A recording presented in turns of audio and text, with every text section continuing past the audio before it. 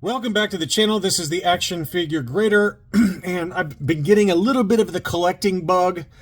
So as you see here in this post, I bought a sealed box of Panini NFL trading cards, and I did a post in Rogue 5 Toys, and everyone can sign up for a slot.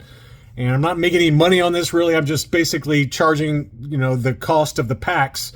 But I've got all the slots filled for this one, okay? But I'm going to do a live stream kind of unboxing with the rubber gloves and all that stuff. Whatever you want to call it, unpacking, box unpacking. So if people like this kind of thing, I'll do it more often. But I just am bored and I want something to do. And I've kind of started bidding on different PSA graded trading cards, Beckett graded trading cards. I haven't won anything yet, but this one has been filled, but Patreon members will get an early first slot chance. And I'll also post it if you want to ever join and you're not a Patreon, that's okay.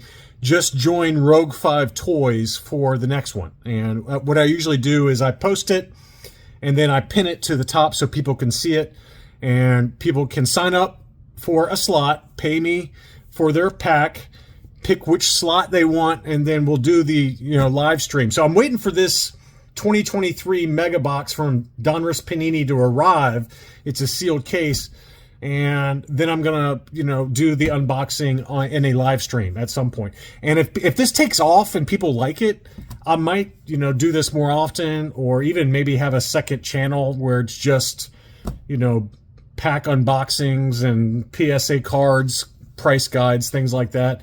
And I'll put my comic book content over there as well. So, well, you guys let me know in the comments if you're into this kind of thing or not. I know not everyone's into trading cards, but these slots filled up pretty quick. I mean, like an hour. And so, I'm just doing basically the cost of the packs. I'll unbox them, and then I'll ship you the cards. If you're in the US, it's included in the price.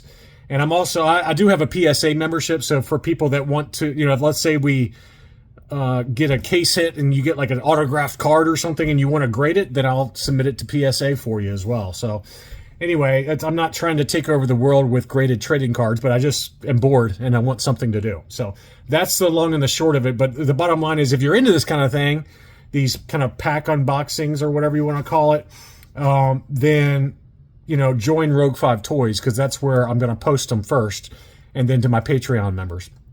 All right, so for this video, really, it's about PSA graded Star Wars cards only. Again, if people like PSA cards for, athletes and things like that, different sports and other collectible cards. I don't really do Pokemon because I know nothing about Pokemon. But if you're into it, let me know that. And I'll do a second channel maybe. And we'll have, just periodic videos and pack unboxings, things like that. So anyway, this is a Gem Mint Tin Wonder Bread Luke Skywalker. This is obviously from the Wonder Bread pack-ins, and this is a beautiful, beautiful card.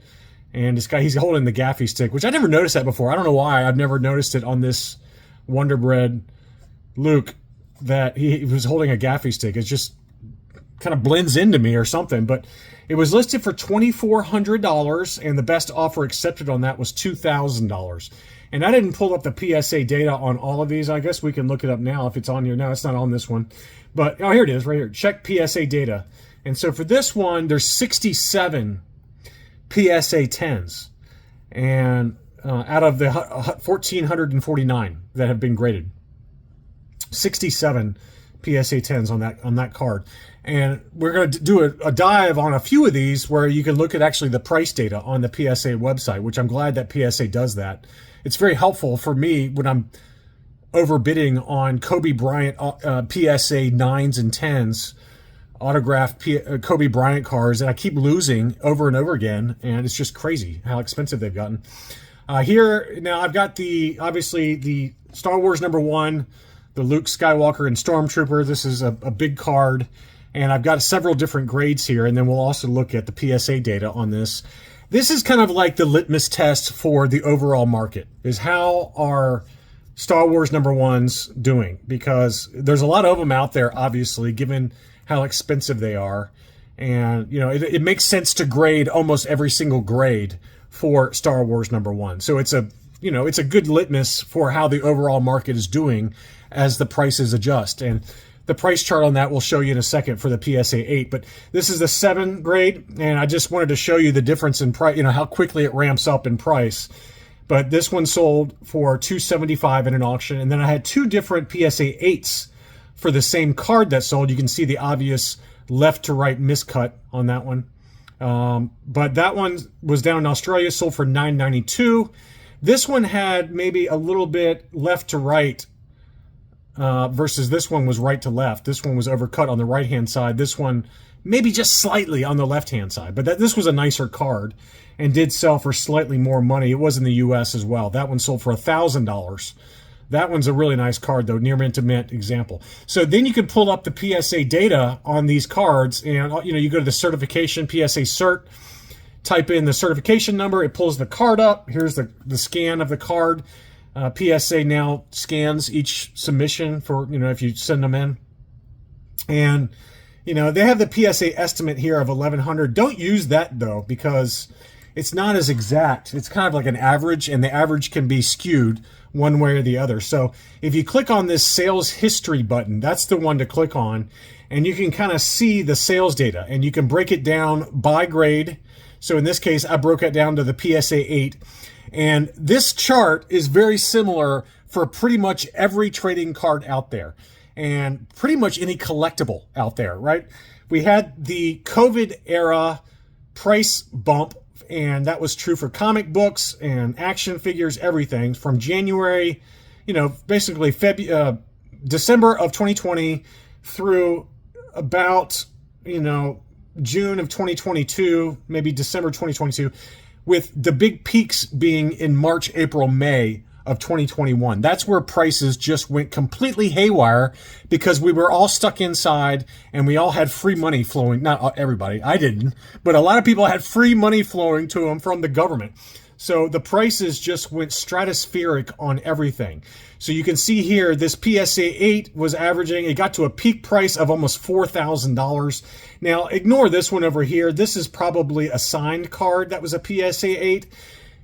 PSA, sometimes they have incorrect data that gets captured by this kind of automated system.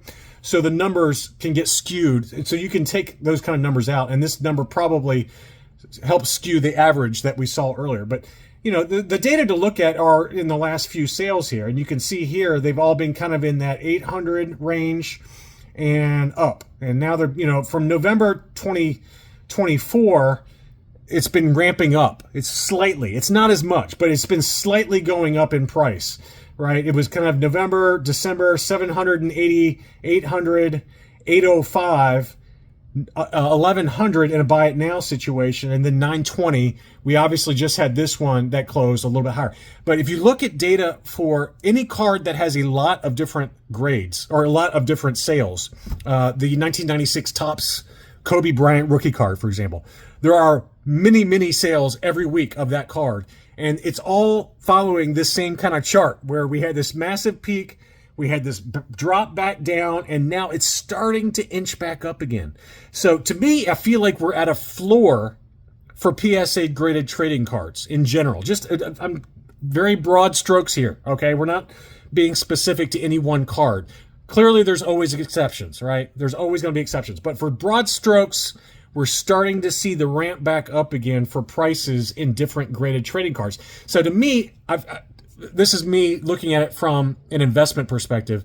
I feel like we're at a pretty good spot right now if you decided you want to buy some PSA trading cards, whatever they are. It's not a bad spot to be doing it right now. And that's kind of why I'm looking at them too, is that I've got an empty collection room. I got to figure out something that's relatively affordable to fill it with, and not every trading card is affordable right now, but like the ones I like, of course, are the ones that are expensive ones, like signed cards for Kobe and Michael Jordan. Those are very pricey, but not nearly as pricey as they used to be. So we'll see what happens, but that's kind of the general overview of what I'm seeing in the market, and not that I'm an expert by any means.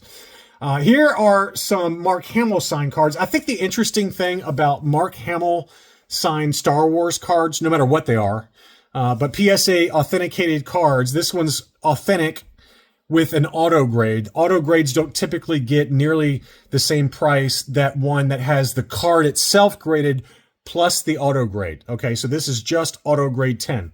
But I think the interesting thing is that you can get a CGC 9.8, not for, something of this magnitude in terms of card, but you can get a nice book, CGC 9.8, near mint to mint plus, near mint plus to mint. And with a Mark Hamill signature, it's less than what it costs for the trading card. I don't know what I'm really trying to say there, other than a lot of different cards have sold for Mark Hamill, not just Star Wars #1, and the prices are pretty high relative to what a Mark Hamill signed CGC comic slab goes for. So this one was an authentic auto grade only 10 for $1,400. This one was just an authentic, not even graded, but it had the cool blue signature for Mark Hamill. That one sold for $1,650. That number feels high to me. It was a buy it now though. And, here was another one. So, this is what I'm trying to say is that even with the Return of the Jedi cards signed by Mark Hamill, now this one had the dual grade. It had the near mint 7 plus the auto grade of 10. So this, in general, those kind of cards tend to be more expensive, right? This one was listed for $1,500. The best offer accepted on that was $1,200. But those are huge numbers for either just authenticated or just auto grade, or for cards that are fairly plentiful with a lower grade. This was a near mint 7 with an auto 10. So, but the prices are, they're all four figures, and you can get a really nice CGC 9.8 Mark Hamill signed book for less than that. Just interesting information, more than anything that I've observed. This was a big one. This one is a Gem Mint 10 Governor of Imperial Outlands. Obviously, this is Tarkin, but great card and a Gem Mint 10. Any of the 77 blue, Series 1 cards, they are very, very pricey. And this one sold for $2,500 in a buy it now situation. Old slab too. This was the older PSA case. But man, that is a big number, but a beautiful card. And I've got some more modern cards. Like I said, I'm kind of into autographs right now. Right now, I'm really only been looking at, athletes and things like that. But I probably at some point will get into a few of these Star Wars signed cards. I just think they look so cool. This one was an auction for an Emily Swallow signed PSA 10 Star Wars Chrome. Now this was of 5. There's only 5 of these cards made, period, for this particular background. The red refractor. But that one sold for $250 in an auction for a 1 of 5. You can see on the back there, it's number 4 of 5. So, obviously the lower count, the more expensive the card's going to be, but I'm sure they have one of these in a 1 of 150. That would be a Gem Mint 10 and probably cost you less than $100. So, there's some very affordable ones also, but I just picked out some random ones. These two Reflections cards I thought were super cool looking and ones I had not seen before. This is a 2016 Topps Darth Vader Obi-Wan Reflections card. It's a very common theme to use the reflecting in Darth Vader's eyes on different comic covers. And so they kind of took that to these Reflections cards. So there's like a whole card line for these. So this one was a Gem Mint 10 Darth Vader Obi-Wan combo. That one sold for $280, but this is the cool one. This one is awesome. This is a Star Wars Chrome, and fewer print run on this one, but this one with Luke after the Battle of Bespin hanging on to the gantry. This is just a beautiful card and really captures the eyes. I mean, that is a card I would love to have. And it sold for $660. I was like, well, this has got to be a low PSA pop Gem Mint 10. So I went in and pulled it up for this one. And here's the photo of it. It's a population 15. Now, again, they've got the PSA estimate being $534.21. This one sold for $660. So the prices are not always correct. And, with only 15 different ones that have sold across all, in PSA 10, but across all grades, there's been less than that have actually sold. So you can see here, 9s and 10s, 1.8 that sold for $150. So you can get a lower grade and get it, pretty affordable. That, you know, the most recent 9 sold for $142.50. That's very affordable. Now this 10 is the first time a 10 has come up since October of 2024. And that one back then sold for $510.55. Obviously, it's been a hot minute since we've had one. It's been 9 months or so. And that one sold for $660. So that one shows you that this one is on the upswing big time from what I consider to be, for pretty much all cards. Again, it's not exact, but the fall of 2024 felt like the bottom for a majority of cards, whether they're current or, you know, just easy to resell, things like that. Liquid cards that are liquid and have routine sales on eBay. It seems like the graphs are exactly the same, where last fall it kind of hit a bottom and now it's starting to creep up again. And this kind of supports that, right? We had, you know, the sale in October for $510.55, and then this one sold for $660. Now, to me, I'm not spending $660 on it, but I would get a PSA 9 for $142.50. That to me feels like a pretty good deal. You know, obviously it's in lower grade, and if you look at the pop for it, there's only 18 of them, so it's still a very low pop card. And just a great looking card. I mean, that card image is awesome. So anyway, just an interesting one. Here was another one, and it kind of goes back to what I was saying about how for certain actors that have signed a lot of stuff, the trading cards are more expensive for some of them than the comics. Now, again, this is a 1 of 5 refractor. There's only 5 of these particular cards made. You can see 3 of 5 right there. But signed Ray Park, great looking card there. This one's a mint 9 and sold in an auction for $514. And again, you're paying for rarity here, right? It's a 1 of 5 that exists, period.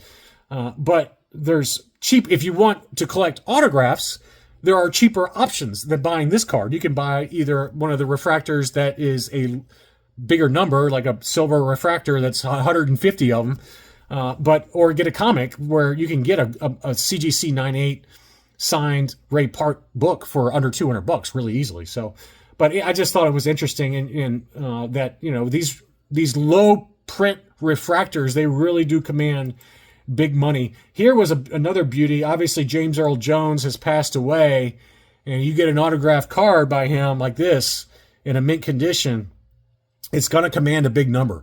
And I've seen that with others that have passed away recently. Obviously, Kobe cards are very, very pricey. We know that he passed away in 2020.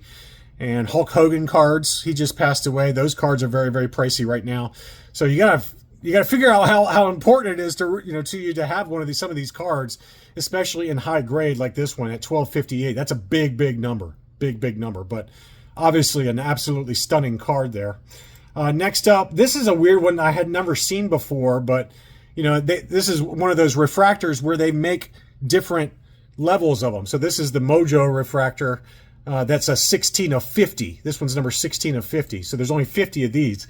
It's a gem mint 10 that sold for $42.50, but there's lesser cards, less expensive, less rare cards with this exact cover with a different background, obviously white backgrounds, silver backgrounds, things like that. But that's a really cool card that kind of shows all of the prequel trilogy heroes ready for combat. But I just thought it was a beautiful card. And $42.50 on that one. Now this one was a gem mint 10, population 14 again. And you look at the sales data on this, even the PSA 9s go for $522. So this is a card that just is not in high population. There's only 23 total on the population report for that particular card. But again, there's other options out there available. Next up, this was another beautiful card that I like. This is a gem mint 10 Regrets Mojo refractor. These Mojo refractors are hot. This one's a 1 of 50.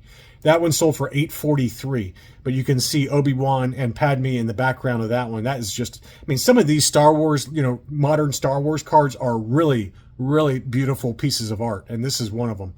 Love that card.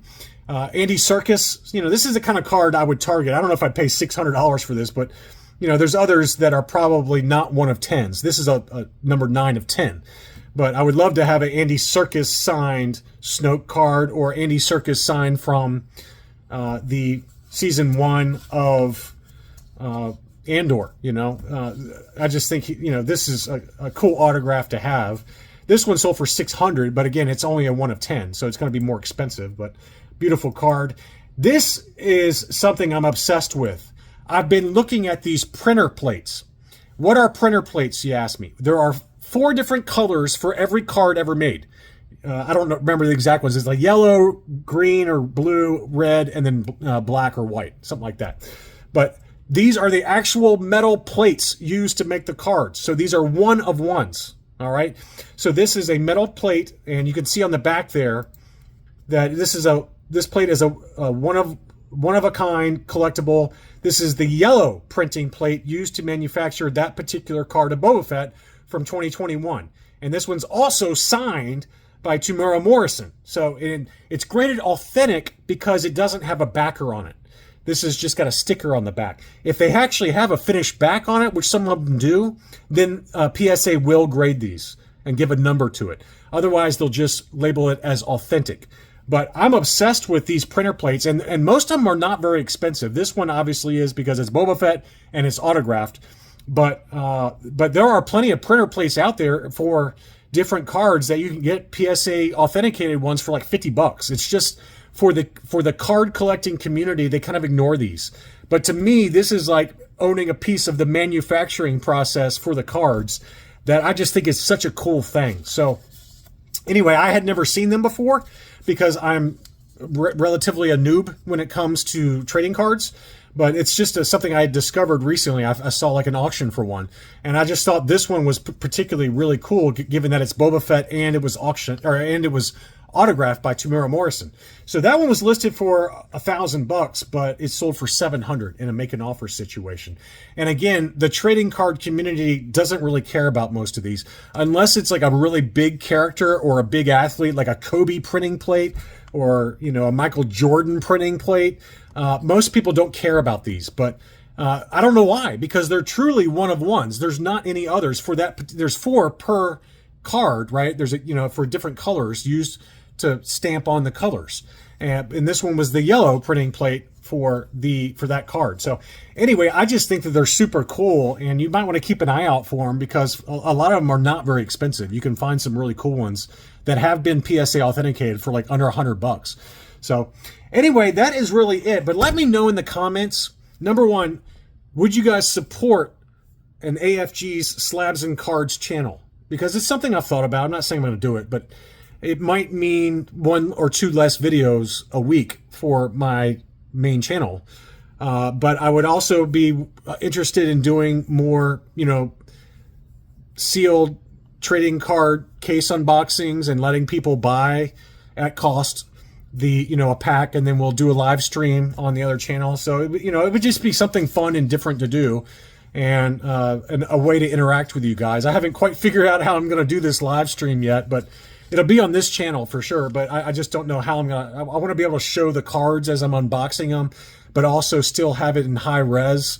So I'm probably going to figure out a way to do my phone on there, so I won't be able to exactly comment with you guys while I'm unboxing it, but it's just something I wanted to try out and see how it goes. But those slots sold out really quickly, so if you want me to do another one, let me know, and maybe we'll do a basketball or a Star Wars one, and let people buy slots if they want to, and then I'll ship out the cards in a box to everyone who bought a slot. So that is it. Thank you so much for watching, and I'll be back soon.